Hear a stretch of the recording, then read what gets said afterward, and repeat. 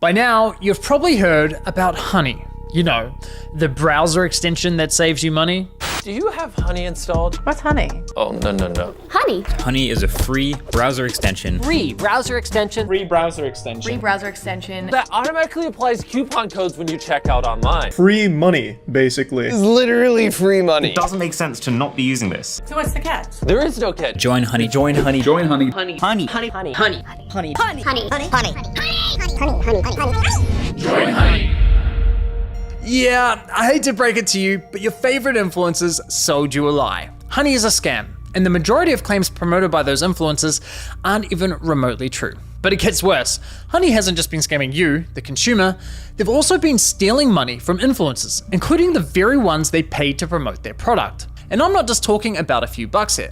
I believe the scam has likely cost content creators millions of dollars. If you haven't heard of the Honey scam, you should look it up. You might be affected without even knowing it. Most of us know someone who's been scammed, losing their hard-earned savings in a matter of hours, sometimes even minutes. We are usually pretty good at spotting scammers, but when it comes to our spiritual lives, we tend to have blind spots. That's how religious scams thrive. They prey on trust, faith, and good intentions. In this video, I'll give you 4 key tips to spot religious scams and avoid getting exploited. The first one is the most important, but stick around because the last tip is the one people neglect the most. Hello my friends, I'm Shem and welcome to Mindful Living. It's great to have you here. My goal is to help you think clearly about belief in God and religion so you can make informed decisions, whether you are religious or not. Now, let's talk about one of the biggest internet scams recently exposed, the Honey browser extension. If you shop online, you have probably seen it. Honey promises to find the best coupon codes for your purchases so you don't have to search for discounts yourself. Sounds great, right? I thought so too. I used it before checking out. I did click on Honey, let it do the work, and apply the best coupon it found. But here's the catch. Honey isn't just helping you, it's also working for the stores. Many online shops partner with Honey, paying them a fee to control which coupons shoppers can see. Naturally, stores don't want customers using the biggest discounts, so they pay Honey to hide the biggest deals. You think you are saving money, but you are not getting the real discounts available. It doesn't stop there. Honey also scams online content creators. Many YouTubers rely on affiliate commissions. When a viewer clicks their link and buys something, they get a small cut of the sale. But if the viewer clicks on the Honey extension before checking out, that commission is secretly redirected to Honey instead. The creator gets nothing. In short, Honey is stealing from the very YouTubers they sponsor, and now they are being sued. They believe that Honey steals from creators. So on behalf of creators everywhere, I have filed a class action lawsuit to stop it. When I first heard about this scam, I was shocked.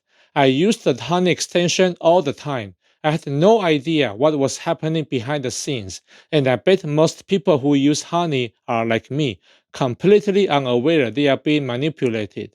It's unsettling because if you are like me, you are cautious. You know how to spot scams. If something sounds too good to be true, you suspect there is a catch. But Honey exploited a weakness most of us share. It's free. Since we are not losing anything, we let our guard down. And that's exactly how they take advantage of us. Which brings us to the topic of this video, religious scams. Just like Honey, religious institutions exploit psychological weaknesses. They play on trust, faith, and emotions to manipulate people, and many don't even realize it's happening. The first and most important way to spot a religious scam is to ask yourself, are you being told, directly or indirectly, to suspend your reason?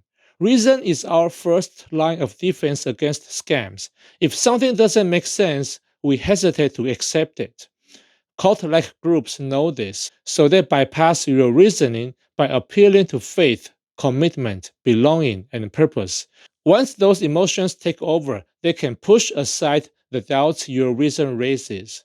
A simple way to test a group is to ask questions. Do they tell you to just have faith instead of offering logical explanations? Do they say it's a mystery beyond human understanding? Do they insist that you understand in time, but for now you just need to trust them? These are red flags. They may be using these tactics to get you to suppress your reason. Now, if you believe that God created you, then apart from your body and soul, He also gave you intellect. Would God want you to use your intellect fully or ignore it? Does this mean every group that discourages critical thinking is a scam? Not necessarily, but it should make you more cautious. Another sign of a religious scam is when they promise something that sounds too good to be true. Scammers rely on FOMO, the fear of missing out. That's why those phishing emails claiming you inherited millions from a long-lost relative always involve absurdly high amounts. Religion can work the same way. Many Christians take pride in their belief that salvation is by grace, not works. Just believe in Jesus and all your sins are forgiven. Eternal bliss guaranteed. Sounds amazing, right? But once you are in, expectations start piling up. Weekly church attendance, Bible reading, giving 10% of your income to the church. Every part of your life, public and private, is now under scrutiny, and you are told to feel joyful and grateful about it all. It's like a free-to-play mobile game. You download it for free, start playing, then realize you need an in-app purchase to advance. So is Christianity itself a scam? No. But within Christianity, there are groups that operate like scams. Even devout Christians would agree that certain churches or sects should be avoided. And how do you know which ones? By using reason. If a group tells you that donating money will make God bless you with even more money, that's a clear red flag. Tip number 3, be vigilant if someone claims they speak for God. This one hits hard. I've heard too many tragic stories, including some from my friends. We naturally question emails from strangers, but when someone claims to speak for God, we often hesitate. Depending on our upbringing or culture, we might even feel obligated to submit. If the message doesn't make sense, the self-proclaimed intermediary can dismiss doubts by saying, God's plan is beyond human understanding. This discourages rational thinking and makes people vulnerable to manipulation. Netflix's documentary, In the Name of God, A Holy Betrayal, exposes chilling examples of cult leaders exploiting and abusing followers. Many viewers are shocked, wondering how anyone could fall for such a deception. But the truth is, cult members are often well-educated and socially successful individuals. Their psychological weaknesses were simply exploited, so they become receptive to the lofty promises of the divine blessing from their cult leaders and ignored warning signs. Do people know they are joining cults? Of course not. They think they have found a welcoming faith community. The leader seems charismatic, claims to have special access to God, and provided a sense of belonging. Even mainstream religious groups aren't immune. Many people take human words as divine truth, sometimes for good reasons, but that makes them vulnerable to scammers who claimed to know God's will. I once had a Christian friend who joined a so-called Christian church. The leader abused multiple young women. He was sentenced, served time, and guess what happened? He was welcomed back by his congregation. My friend dismissed it all as false accusations. I was speechless. He was otherwise a normal person, having a steady job, a wife, and beautiful children. My point is that anyone could fall into a trap like that, as long as the scammer knows which button to press in you. The line between respectable religion and cult is thin. I experienced this firsthand as a student in a Christian college when I encountered the Institute in Basic Life Principles by Bill Gothard. He was widely respected until it came out that he had been abusing young women for years. Here's a clip from a survivor of Bill Gothard's homeschooling system. I'm not saying that you should not believe in any religion. Some religious beliefs can be positive, motivating people to live with integrity. But religious people need to be especially cautious when it comes to spotting religious scams. Many simply ended up in a respectable faith by chance. If a cult had reached them first, they might have joined it instead. Why? Because the same way they determined their religion was true could just as easily lead them to believe in a deceptive one. If we don't learn to think for ourselves, don't learn to question authority, we might never be able to tell whether we are in a cult or not. But that's not all. All of the tips I've given you so far might still fail because you missed one key piece of the puzzle. When it comes to financial scams, you often deal with people who knowingly deceive you. But religious scams are different. Most members of a sect genuinely believe their religion is true. They aren't trying to deceive you. They are just misguided. It's like the content creators on YouTube promoting the Honey browser extension. They really thought that Honey was great. Many people started using it because of their endorsement. And that's what makes religious scams more appealing.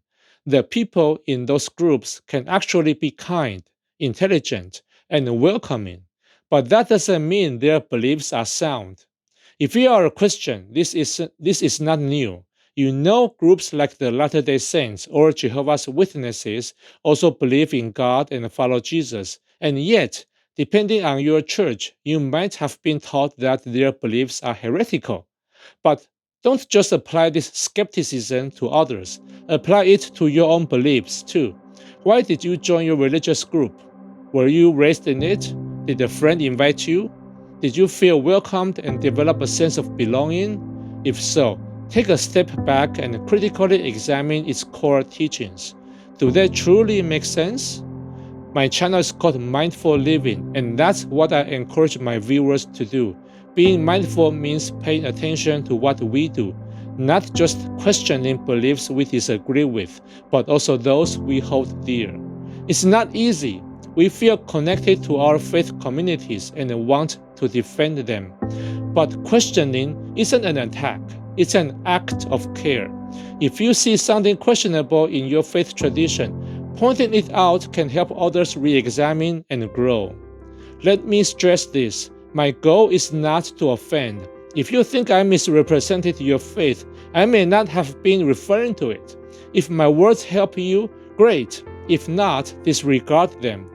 Now it's your turn. What do you think? Did I miss anything? Leave a comment and let's discuss. If you are a Christian and you are certain that your faith is not a scam because it has a good rational foundation and a lot of external evidence to back it up, you might want to watch this other video shown on your screen. Other than that, if you enjoyed this video, drop a like and subscribe. Thanks for watching. See you next time.